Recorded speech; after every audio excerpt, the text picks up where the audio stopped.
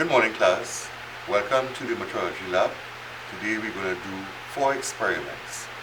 First experiment will be dealing with micrometers.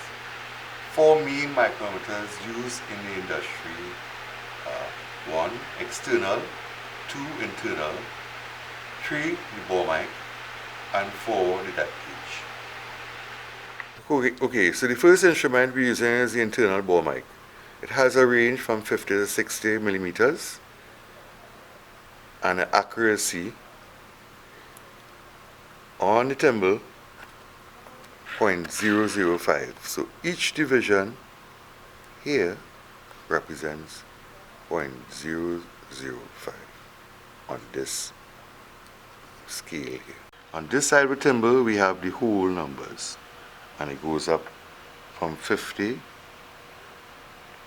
And the second one will be a half mark, so at 50.5, and then the other one will be 51, and then they have the half mark, whole number, half mark, and so forth. Yeah. So after we took the reading with the bore mic, the internal reading here, the internal diameter, this is the reading that we got.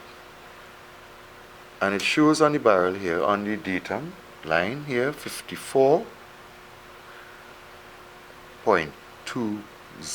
millimeters, and that's the reading for the internal part using the bore mic. Okay, so we move on to the second part of the experiment, and this is a vernier high gauge. Okay, and I'm going to name some of the parts as we go along here. This is the base, this is the main scale. Okay. Then we have the fine adjustments here, the lock screw. This part is able to move upwards and down according to what height you're going to be using. Okay. We have the fine adjustments, and we have the vernier scale here, these small adjustments, fine adjustments, as it is vernier scale. This is vernier scale right here. Okay, so we are about to adjust the vernier and taking the height. Okay, and if you look on this scale here, we're looking for what line, where the line lines up. And we are getting, look, if you look at 176, you see it here? 1, 2, 3, 4, 5, 6. Seeing where it lines up? That is the first reading.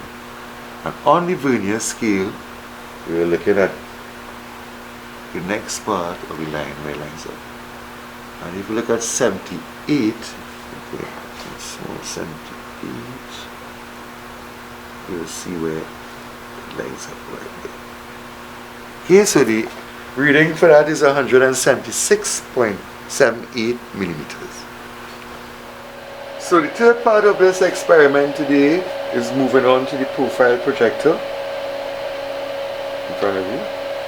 We have a bolt, and we're going to get the profile of the threads and the angle. Okay. So we have it set here on this datum line, and then this is the external, the edge of the thread here.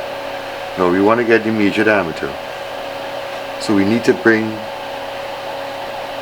this here, of course, by adjusting the adjustment. So we bring it across,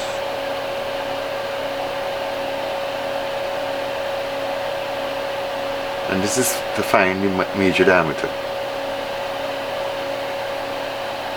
So what we're looking to do here is to find the major diameter on this thread, on this bolt.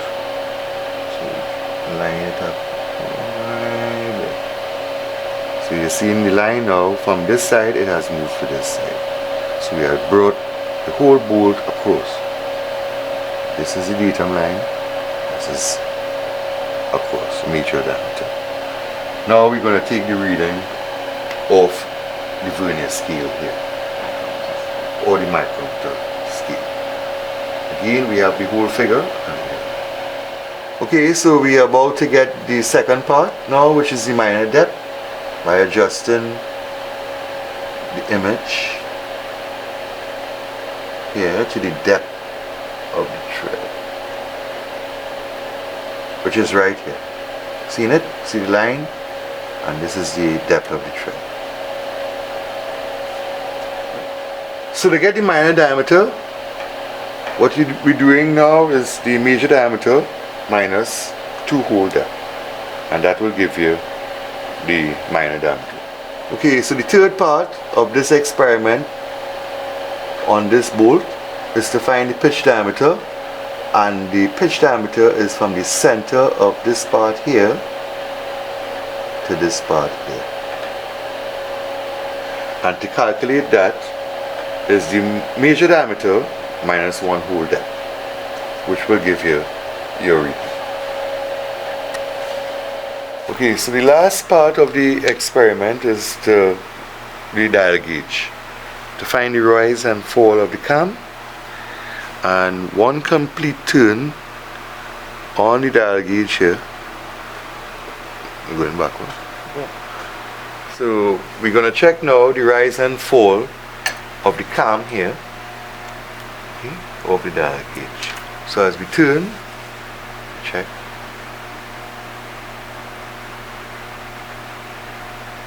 One, two, three, four.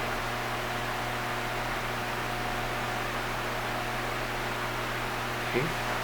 And this is the reading that we're getting here. That is 4.27.